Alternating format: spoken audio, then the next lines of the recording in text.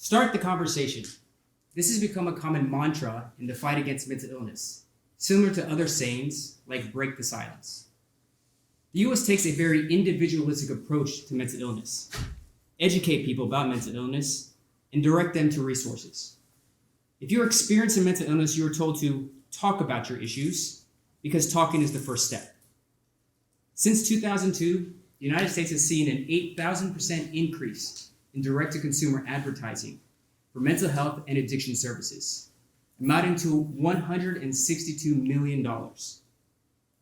While short phrases like "start the conversation" can easily fit in a public service announcement or on a billboard, how effective have these individual approaches been at actually getting people care? Well, since 2000, awareness is up. Today, the public is more likely than ever before to recognize mental illness and believe it is actually a real thing. Unfortunately, mental illness rates have also risen. Worse, treatment has stagnated and remained persistently low. Despite awareness, 90% of those with a substance disorder and 60% of those with a mental illness have never gotten treatment. And if we account to those who have been prescribed the treatment after a diagnosis, the numbers are far worse. To address mental illness, I'd like to challenge us to consider a new community-based approach that does not place the burden of care on those who are suffering. Rather than asking people to start a conversation, let's ask, why don't people use the resources at their disposal? In other words, why aren't people talking to their family, their friends, or anyone else in their community? What is driving silence? For my research, I tried to understand that question. How do we get people to start a conversation? A question that brought me to a very fascinating group, stand-up comedians. Makes sense. After all, they can say whatever they want so long as it's funny. For 2 years, I interviewed 99 stand-up comedians from across the country to find out how they have public conversations to shed light on very uncomfortable taboos. Many stand-up comedians use open conversations in their comedy to address deeply troubling personal experiences and find healing. Some of those issues include things like racism, poverty, and sexual violence. Comedians like Rebecca, one participant who but a few months after a violent sexual assault, she defiantly stood on stage and mocked those who would stigmatize her. Using comedy, she declared to all that she was not broken. Or Alvin, who used the stage to gently come to terms with his identity. Eventually, he found personal acceptance on stage and was able to be out as a gay man.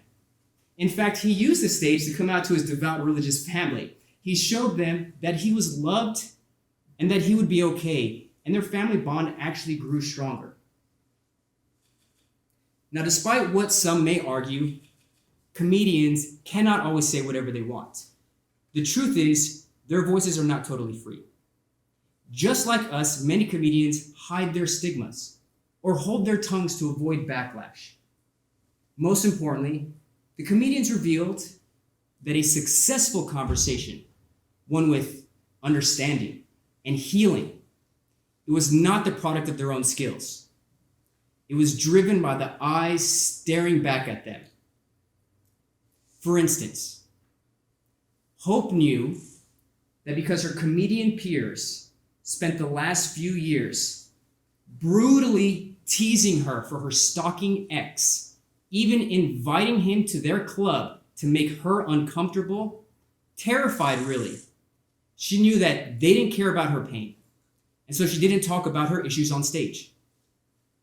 Her peers silenced her. Then there's Justice. After talking about racism that he endures as a black man, a liberal middle-class audience got him thrown off stage because they felt implicated and uncomfortable. From that point forward, he knew never to talk about racial inequality in front of most all-white audiences. White allies silenced him. And then there's Bianca. After 20 years of performing, headlining shows both nationally and internationally, she still can't talk on stage about her childhood trauma because, as she describes, the audience feels disrespected. The audience silenced her. Comedians show us that what creates silence is the audience, driven by their upbringing, experiences, and socialization. It doesn't matter how skillful or where a comedian is of a problem. If the audience discriminates, there is no conversation. And that is the key. It is not about the individual. It is about the community that harms. One last very disturbing fact. Since the year 2000, the stigma attached to mental illness has worsened. Even though the public is more aware of mental illness today than ever before, they are just as likely to discriminate against those with a mental illness as they did 20 years ago when we started pumping funds into these efforts. Moreover, the 2022 CARES Act will add an additional $5 billion for mental health services, much of which will focus on awareness and the individual. Yes, we absolutely need those resources because mental health treatment is terribly underfunded in this country. One estimate says that the US needs an additional 15,000 to 30,000 additional psychiatrists, psychologists, and social workers to meet our mental health needs. But we still have more mental health services and awareness than ever before, and the stats have not changed. Why? It's because mental health awareness does not lead to less discrimination. Frame it however you want. Call it mental illness, a chemical imbalance, a genetic issue. Shell shock is now PTSD. It doesn't matter. People know that if they are open about their problems, if it comes out, they will be mistreated. That is why they are silent. I am a prime example of the consequences of stigma. As a child, I experienced sexual abuse, which was the catalyst for mental health issues into adulthood, including depression, and at my lowest, suicidal thoughts. But shouldn't I be one of those people who opens up and gets treatment? After all, I'm a scholar who studies these issues, mental illness and trauma. I know the available resources and how to access them. I have the privilege of having access to world-class healthcare that makes mental health treatment virtually free. I have also actively directed others, including students, to resources when they are in crisis. Yet despite years of having direct knowledge, recognizing trauma and illness in myself, and having access to resources, because of stigma and the fear of mistreatment, I never started a conversation. It wasn't until I was safe with my wife, confident that I'd be supported and not harmed, that I was finally able to talk and then get the help that I needed. At age 33, almost 30 years of silently grieving. To address mental illness, to open conversations, and to get people the care that they need, we must address the stigma attached to mental illness, or any other stigmatized issue for that matter. Today, there are solutions. Programs that are using grace and patience and empathy with those who stigmatize to build bridges. Researchers at MIT are studying how to build meaningful connections across race to overcome stereotypes and learned bigotry.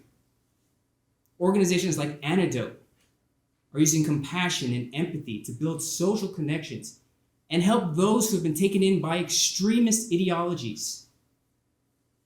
And then there's the College Toolbox Project at Indiana University, which aims at reducing the stigma of mental illness.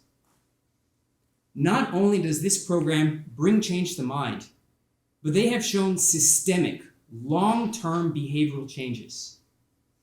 Participants were less likely to discriminate, even more likely to welcome into their own family someone with a mental illness.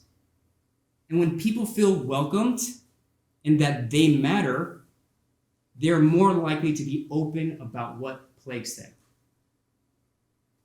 Much like those comedians that I interviewed who successfully used the stage to have open conversations about their pain, these programs gently expose stigmatizers to vital facts with firsthand positive social contact that counters deeply ingrained stereotypes. I want to make 2 points perfectly clear. First, this is not a guide or a directive on how to approach conversations. If you are experiencing discrimination, it is your right to be angry at those who harm you. If you can't start a conversation, do not feel ashamed.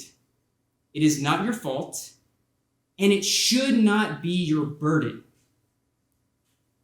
Second, a community approach does not excuse behaviors like sexism, racism, or any other phobias. But a community-based approach seeks to understand why people stigmatize, to stop and counter further stigma.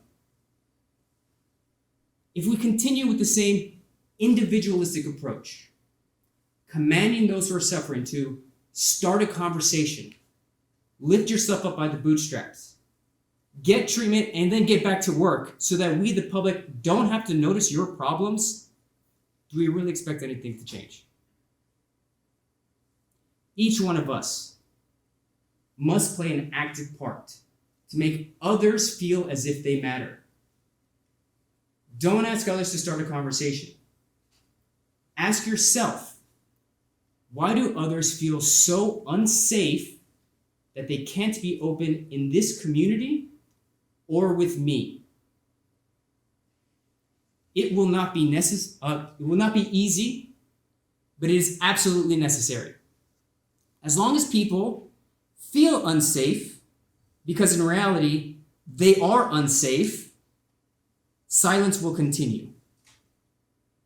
As former President Barack Obama said, learning to stand in somebody else's shoes, to see through their eyes, that is how peace begins, and it is up to us to make that happen. Thank you.